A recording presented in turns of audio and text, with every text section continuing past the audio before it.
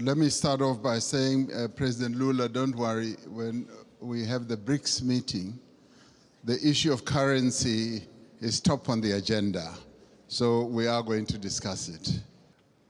President Macron, I just want to start off on a very positive note. Africa should never be seen as a continent that needs generosity. We want to be treated as equals. Even in the multilateral institutions, we want to be treated as equals. And if our equity is at a low ebb, there must be ways in which that can be addressed. To us, this is very important. Our sovereignty is one of the things that we hold on dearly to.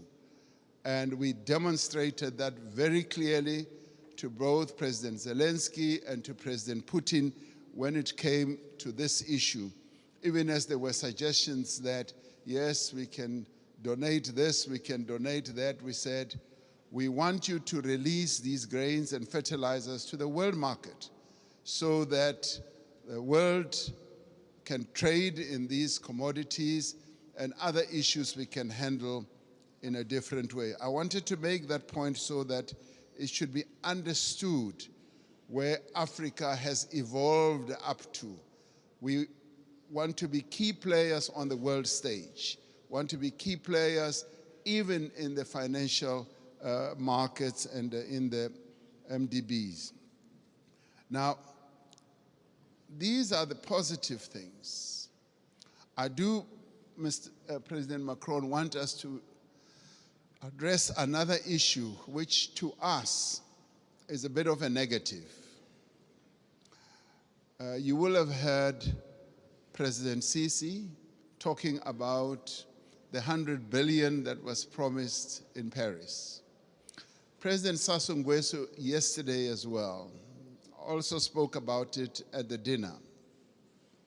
Now, there is that issue that a number of the commitments that have been made have not really been fully lived up to. But before I get into details, let me immediately say that we recognize the many initiatives that have been put on the table, and a number of countries here have done so. Germany has gone out of the way to put a number of initiatives, and the US has also done a number of things. But there have been times when we felt like we were beggars. I played a key role as chair of the African Union during the COVID period.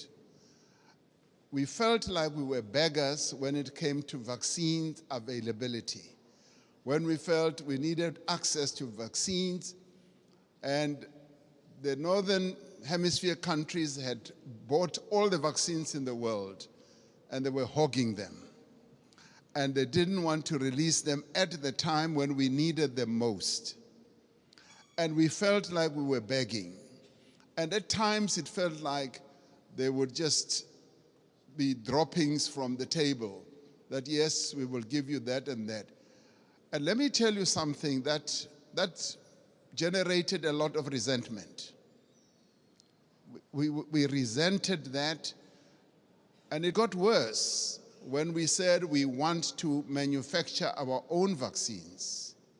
And when we went to the WTO, there was a lot of resistance, enormous resistance. And we kept saying, what is more important, life or profits by your big pharmaceutical companies? And that too, I must tell you now, generated and deepened that disappointment and resentment on our part, because we felt like life in the Northern Hemisphere is much more important than life in the global South.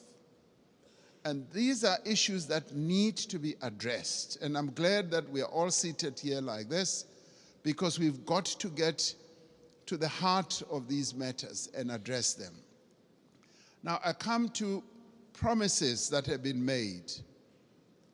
And Chancellor Scholz was saying, we've got to walk the talk. Yes, we want to see the talk being walked.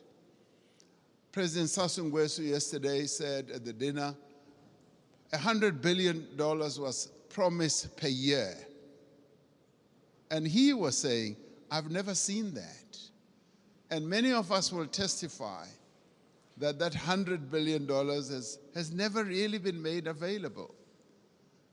And this should stand out as something that needs to be addressed. Because sometimes we sit at conferences like this and say, yes, we'll make this available, and we believe you. We believe you, but now the tire must hit the tar. We must now see action flowing from that. Now, I want to then talk about something very practical. President Sassou Nguesso raised it yesterday. He said he would be happy if flowing from this summit, we do something very practical on the infrastructure side. Having said that 600 million people in Africa do not have electricity, and yet we've got all the resources to generate electricity, particularly the mighty Congo River. And that there have been plans to build a number of power stations that will generate, in my calculation, up to 70,000 megawatts.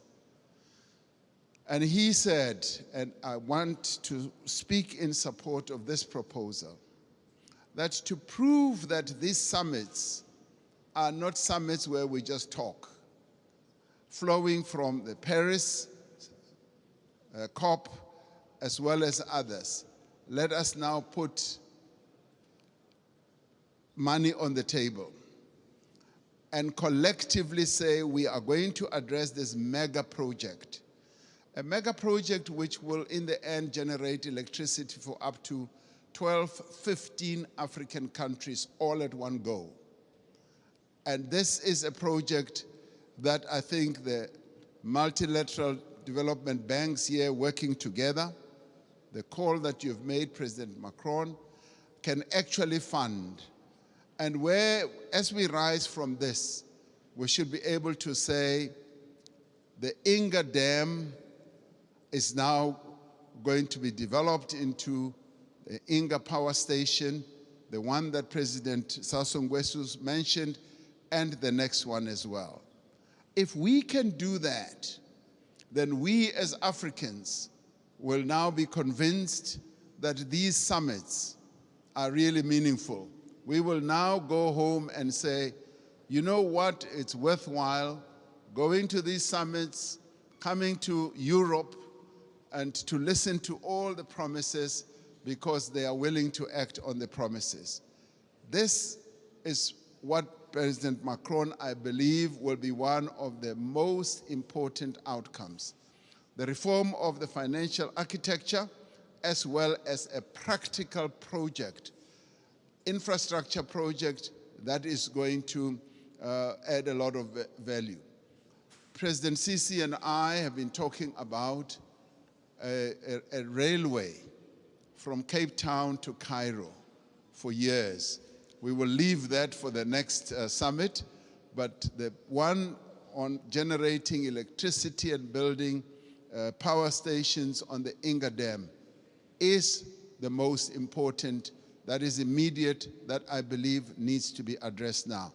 Let's get that done, and then we will be convinced that you are serious with the promises that you make. Thank you.